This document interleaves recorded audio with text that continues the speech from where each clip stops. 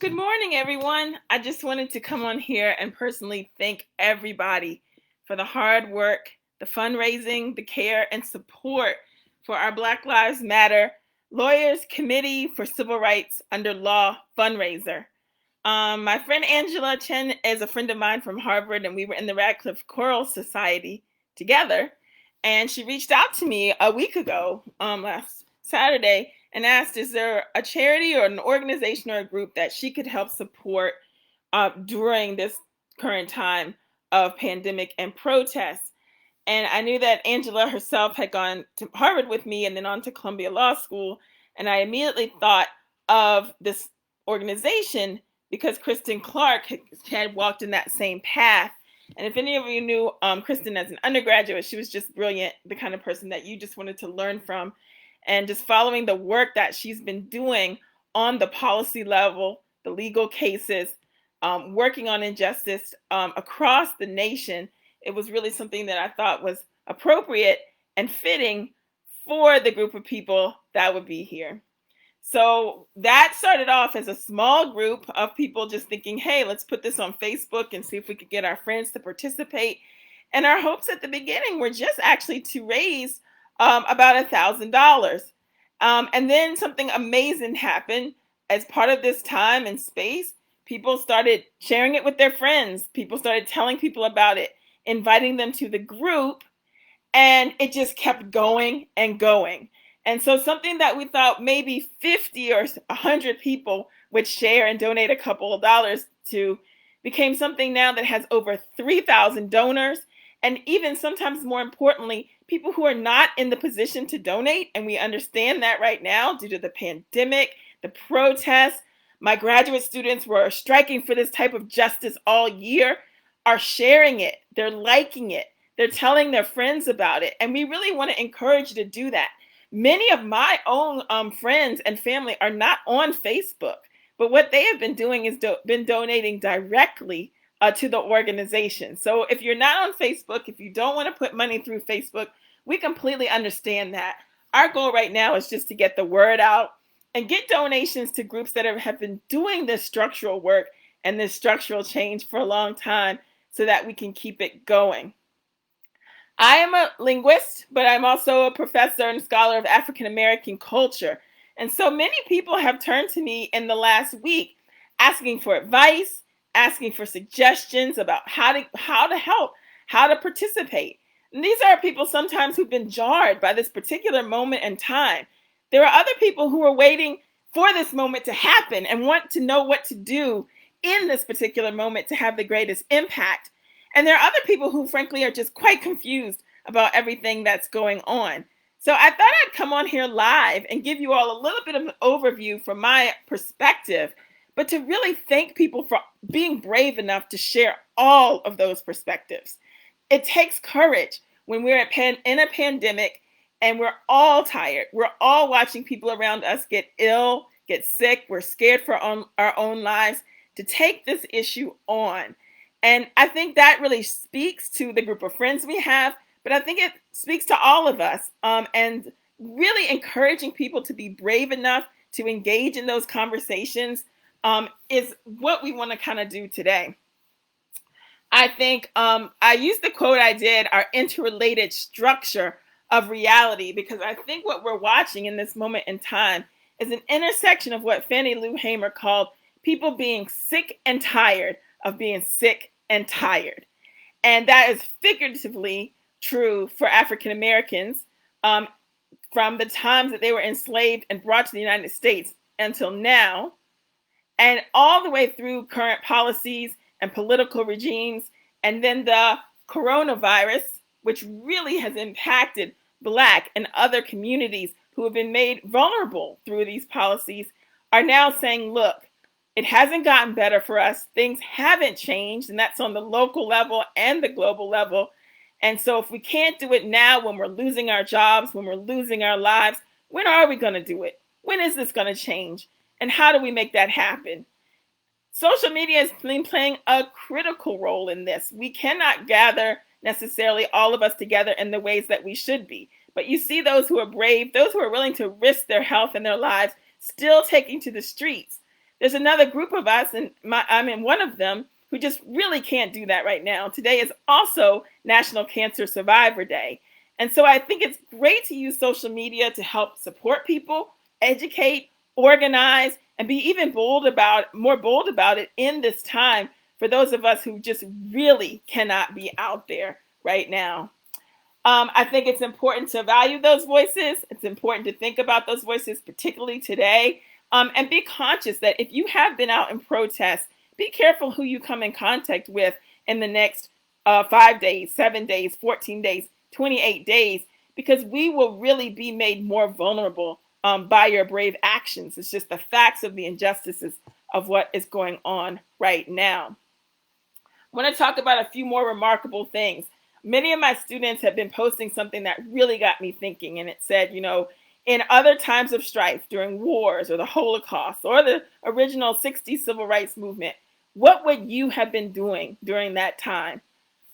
And many of them have been asserting that this time is now. And I think that's so true for all of us, but particularly our people who are in the generation right now who are being the most active, not even just on Facebook, but on Instagram, who are going out and being brave, who cannot go out right now and even attend their schools, K through 12 or college, and really think about that they are leading this, they are bringing a new perspective, and that they are bringing voice to this that is allowing me to learn about how we want to do this movement and how we want to take this action. And I am so lucky to be a professor where I can constantly be students of them. They push us to be more bold. They're pushing us to speak out. They're pushing us to ask new questions. And I think that's true for everyone. I think that's true for people of different backgrounds and different lenses. But from my perspective, that's even true for Black people, particularly Black people who grew up middle class, who knew that we were racially, culturally, and economically vulnerable, but at the same time, we're trying to hang on and hope that acting in particular ways, particularly what we call respectability politics, would give us the results that we hoped. And my students resoundingly tell me, no, it is not working. It is not working for them. We've got to find another way. And so I think one thing that we all need to do is listen to those voices and start to take that perspective on as we go forward. Their perspective on that is voting matters. It absolutely does. We must vote. But we need to have other conversations about what needs to change on structural levels so that they're not, in the next years to come, the only Black student in their undergrad class, the only Black student in their graduate class, or the only Black professor in their department. And this is the path that many of us have walked and really are fretting about how will we make that change. So this is where we are as a nation. This is where we are as a people. We'll have to come do Facebook Live videos. And I've joked to my students forever, there have to be something big for me to go on Facebook Live. We're working with you all to raise nearly $150,000. Working with you all really where we can say, look, let's raise this up now to $200,000 today. That's worth the video. I see lots of comments on the side, and I'm just so grateful to see friends. And I've been making new friends as this campaign has been going on. I've been learning about people's stories and experiences. I've been learning about people who are donating what they can, people who are donating from their unemployment checks, people who are donating to this type of cause for the first time in their life, and some major donors who are just pushing it up, and that is inspiring other people to also give and donate. I'm really inspired by people who are sharing those testimonials publicly, and those are the ones that I'm sharing today, so that other people can see them and be inspired, and that's been inspiring me as well. All right, so one of the most important things I wanted to do in my live half hour is take any questions or ideas or concerns that people have. So we can focus on how to raise more money, how to raise more attention, or any questions that you have. And I'm not saying that I have all the answers, but because I have been studying and doing this for a while, and this is a couple of generations in the lived experience of my family and my community, I would love to hear if anyone has anything that they would want to say or share. And you can write it in the comments. I can see them live as they're coming through.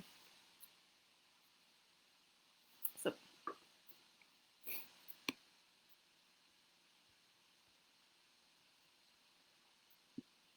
it's people think, and as people think about that, I'll start with some I know that people have sent me on email. And the big one that has been come up a lot this week is very, visually, the statements that have been coming out.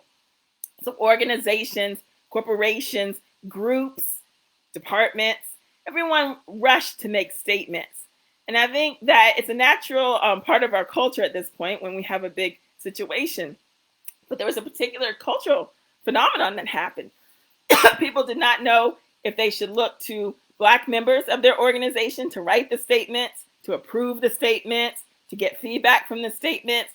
And because were the statements really a recommitment was the question that many Black people had, and many Black scholars and people in all different sectors.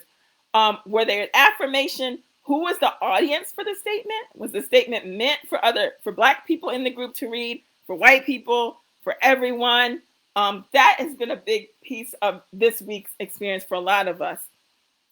I've been really encouraging people that if you're gonna write a statement, or if you wrote one and now you really have feedback, or you yourself feel like you want to revise the statement, think of direct, specific actions that people can commit to doing in the statement.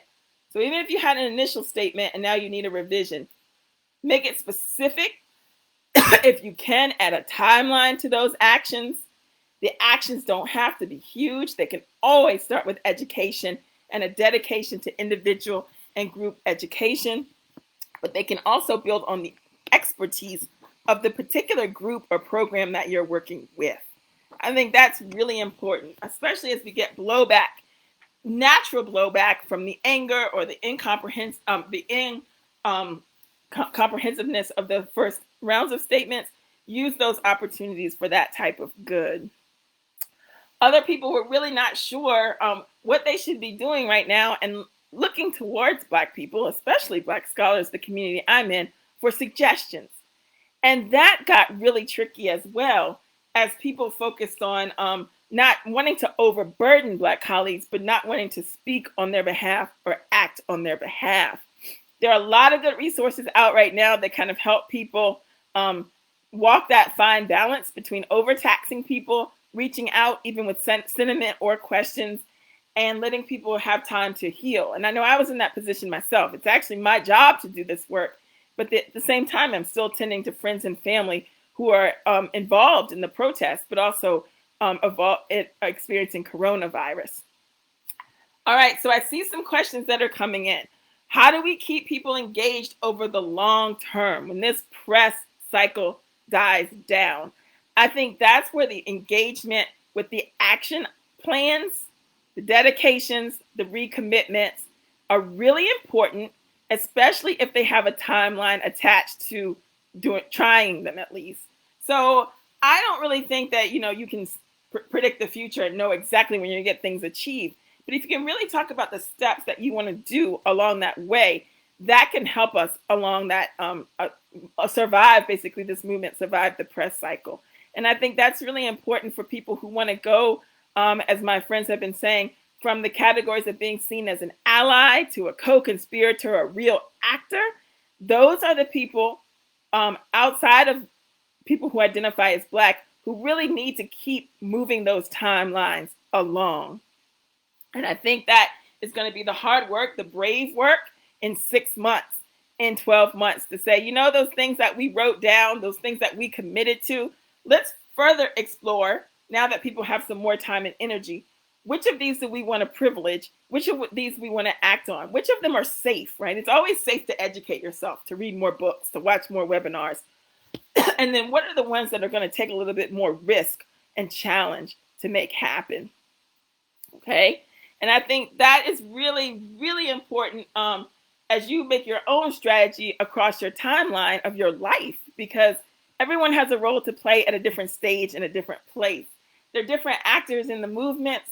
There always have been. There are people on the front line putting their bodies on view in terms of protests. There are people who are helping plan and support. There are people who are still in developmental stage who just need to learn more and read more and educate themselves. And that's not by age, it's really by experience.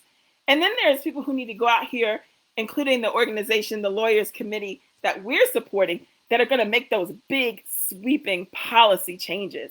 And some of you all may be inspired to change what you're doing right now, your jobs, your course of study, your entire lives, to kind of go down that path. And I think that's something that we can also really think about. What will you do next? How will you spend your next Saturday, your free time, as well as working with organizations and businesses and nonprofits that you are working with already?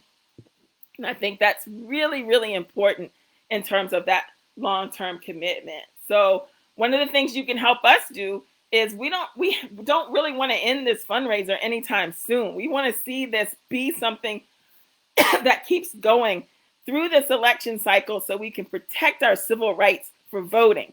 So you can come visit us on our page and donate as your paychecks come in. You can share it with other people. You can share it with your friends and say, look, I know right now you might have lost your job in the pandemic, but this is something that's really important. And if you don't have funding, go ahead and just share it with other people. If you are on Facebook and you have friends maybe you want to reconnect with, let them know. We've been doing that. I've been doing that myself. And I think that's going to push us past this first little pump of money, which has been amazing, on into the longer range. And I think it's important for us to be brave in those situations. Sometimes you might just ask people to share it, and other times people may engage in questions. I know lots of people have been emailing me and messaging me, people I already knew, but also people I didn't know before this fundraiser started, just asking questions. Understand and have a little patience too that it may take some time for us to get to all those answers, but a part of this engagement is really doing the best we can with that. And Angela and I have been trying to do that the whole time. I think it's important to share the fundraiser off of Facebook. I've been posting on Instagram, LinkedIn, Twitter, and Facebook, but I think the next wave that I'll be doing this week is reaching out by email to people and organizations to make them aware of the amazing work that Kristen Clark and the Lawyers Committee is doing, and really let them see how many of you all have participated and supported this effort, so that maybe we can get some bigger donations, some bigger pushes with corporations, with people who are influencers, both in social media and off. So if any of you all are interested in doing that, please email me or message me and let me know from that help. It's a big difference to go to a corporation or influencer and say, hey, will you share this on your Facebook page when it's just me and Angela, versus when it's thousands of us and there's hundreds of thousands of dollars raised. So classes ended for me last Friday, and so that's really what I'm going to do to push myself, is committing that time to making that next level of awareness and donation happen. All right, so let's see.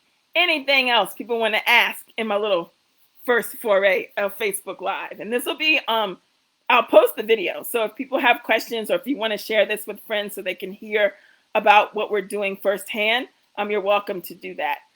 We're not, we're what we call in the social media world, we're amplifiers. So we're not experts in the nonprofit. We're just experts in the cause and the support.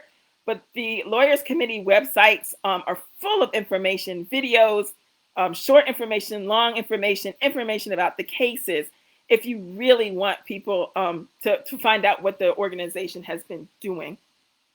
Okay. And I think I've got a question in. I'm really thinking about performative allyship, which again was something that I studied before this all broke out. Especially interested in this in my move to California 4 years ago.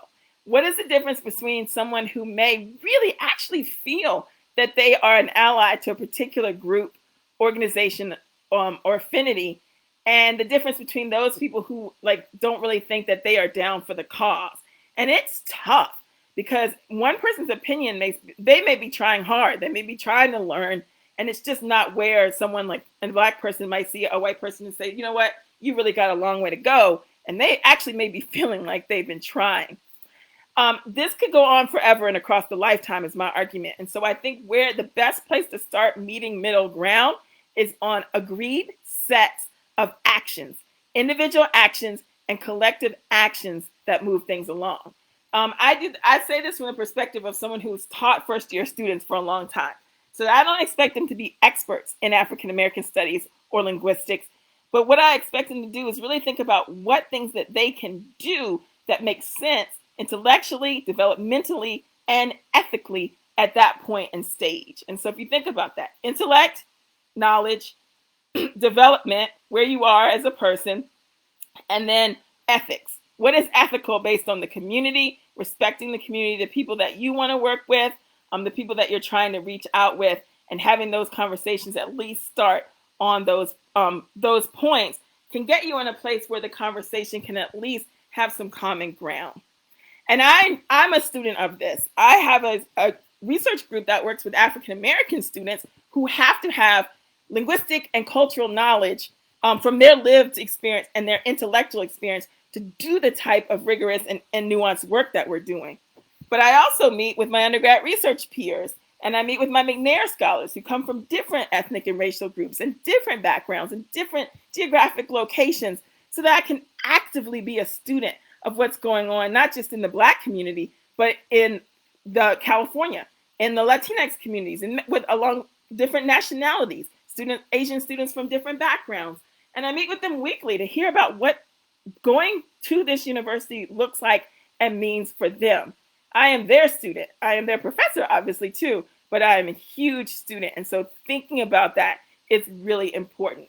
I'm going to ask questions about and learn about things that I've never encountered before. And so I think part of that move from allyship to co-conspirator is that sense of bravery that is enough to say, I don't know, and I'm messing this up. And I think that's really important that we think about that as a process. And there'll be times when people don't want to engage in that process. And right now we're seeing a lot more heated emotions where that's tougher. And so that may be a time along that developmental model where you rest more, you read more, you figure out something really constructive like donating to a long-standing organization before you put that burden of the communication on other people. So I'm going to hear about my work in linguistics. So my focus is on amplifying and supporting and empowering the voices of African Americans in the learning process. I've worked on this for students all the way as young as in pre-kindergarten, all the way through faculty. How do we respect the sound and the communication and the content and the context of what African Americans are saying as they learn, as they think, and as they do, without suppressing it, without expecting it to assimilate to norms for other groups, and to make sure that we do that in a way that is empowering and non-monolithic. By that, I mean people will have different opinions within the African American community about how people should talk, how people should communicate, and really thinking about that and what's going on in the protest movement right now is very interesting, right? As we think about different people's models of should this whole movement follow more 1960s model of civil rights, the Black Lives Matter movement, where would those intersections happen even within the Black community? So those are the type of things that I study. I have a really particular focus on writing materials that educate people who are African American, empower them to be better educators, but also engage with other educators that are not in the groups. And that's through my work with Christine Mallinson, so that we're always having an in-group and an out-group conversation. And this has been particularly effective with my work with teachers and educating teachers about Black culture, Black language, and the desires of Black students, not just how to best educate someone or help them achieve, but how do you find out who that person, that scholar wants to be? So we've done that on the K through 12 level. We've done that with a focus on high school, and we're now working on that and the focus on college and graduate school. All of this work is done in big teams with lots of scholars from undergraduate, actually high school, undergraduate, and graduate scholars, because we also recognize that there's a lot of variation in the experiences of African Americans, and we need a big group of scholars from all types of institutions, predominantly white. We have historically Black college and university faculty and students who work with us. We have students at community colleges. We have students at regional universities. We have students at large public universities. And we have students at elite private universities to work with us across that conversation. So that's what I do with my regular day when I'm not trying to give likes and loves to every single donation that comes in. But we also know in my research group, when in times like this, when voices need support, we pause and we do what we need to do. And so my students have definitely been leaders, both on this campus in California and in the world, and really thinking about what's going on in this particular moment in time. So I want to give them a huge shout out for doing that activism work while they're also finishing master's theses, finishing undergrad, and getting those PhDs. Any other questions? I'd love to see them come in the comments.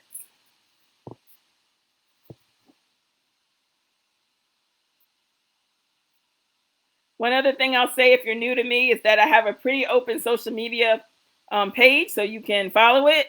I don't right now, just with everything that's going on. If I haven't met you in person before, I probably won't friend you. But if you follow it, you'll get the information. And then I also have a website that has like way more in-depth things, particularly if you're an educator of any sort or you work in educational settings, with more comprehensive information there for educators of all kinds, from reading teachers to STEM educators to student affairs people. There's materials there for everyone.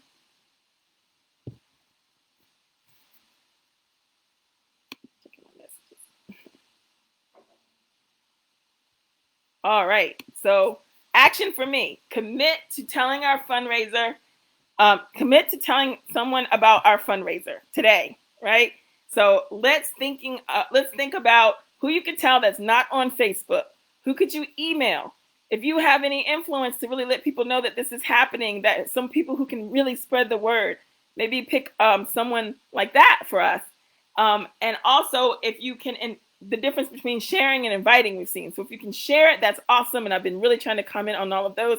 But if you can invite people too, we know that really boosts the profile. I've been doing that even myself, even after all my posting, and people who aren't on Facebook as much get those invites and they go, oh, thank you for letting me know about that. Okay. Great last question that I'll take. And a lot of us are in this situation. So African Americans ourselves are trying to figure out how we want to act and react and be in part of this moment. And many of us who grew up with a great amount of privilege really saw people navigate differently in moments like this. Some people are going to stay silent. Some people might say something or donate or do a little bit, and that's really understandable. And other people are more vocal. And I always tell my students, I was born with my mouth wide open, meaning I will say things that other people are afraid to say. And I have had the pleasure of learning how to do that better with so many other people in my community and students. How can we encourage other people to speak out, to safely protest in ways that make sense for them? And not just in the streets, but in their schools, in their corporations, right? With friends, and engaging and not letting things go by. I think that pile up of just not just, I don't call them just microaggressions, but macroaggressions. How do we empower people to feel them more brave? I think I've seen some of that happen even across this fundraiser as people have started to share and donate and talk about it. People who don't even usually take these types of positions on social media, right? They say, oh, I don't use it for activism, fundraising, politics, nonprofits. I just use it for my friends. I think this is a good place to test that water. I think some of the people who've been doing that and doing that extra reach, even in this moment, are surprised to see what donations or what friends have been responding. So one of the things that we can do to kind of not stay safe is test that water a little bit and reach out to other people, your friends, your family, community, scholars, former professors, to help people think about how to do that in ways that you can have it be incremental. The type of change that people are acting for is going to take pushing. It's going to take challenging people. But my own model is one of restorative justice, meaning that I understand that we all learn, and as we change, we learn. And I think that is really important to think about in terms of how you can approach that in a way that doesn't just destroy everything in its work. I've very intentionally chosen to work at predominantly white institutions that needed an extra push or support. That's Dartmouth College, the College of William and Mary, the UC Santa Barbara, to actually help develop those models of how do you push large groups of white people along who are a little bit reticent because of their donor base, because of their political base, but help them make changes in a way that can be empowering for everybody. And if we do that with our students, so we're pushed along, but we think of that restorative justice model, I really have seen changes that I never thought that I would even see in my lifetime, including being able to come on Facebook and raise over $150,000 in 1 week. So I think that is really important. And I encourage you to reach out. Like I said, it may take me a while to try to get through everything. I may even call on some of y'all to be volunteers to send out first levels of work and materials in this.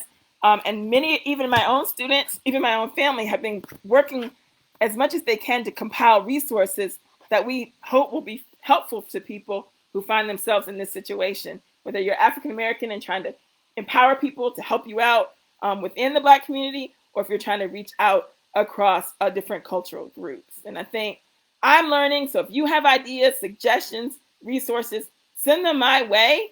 And we'll probably do some more videos as this campaign keeps growing. We've got this in physical space. We've got this in virtual space. But I can't wait till this pandemic is over when we can all come together and celebrate the accomplishments that we've had. All right, that's a good half hour. Thank you all so much.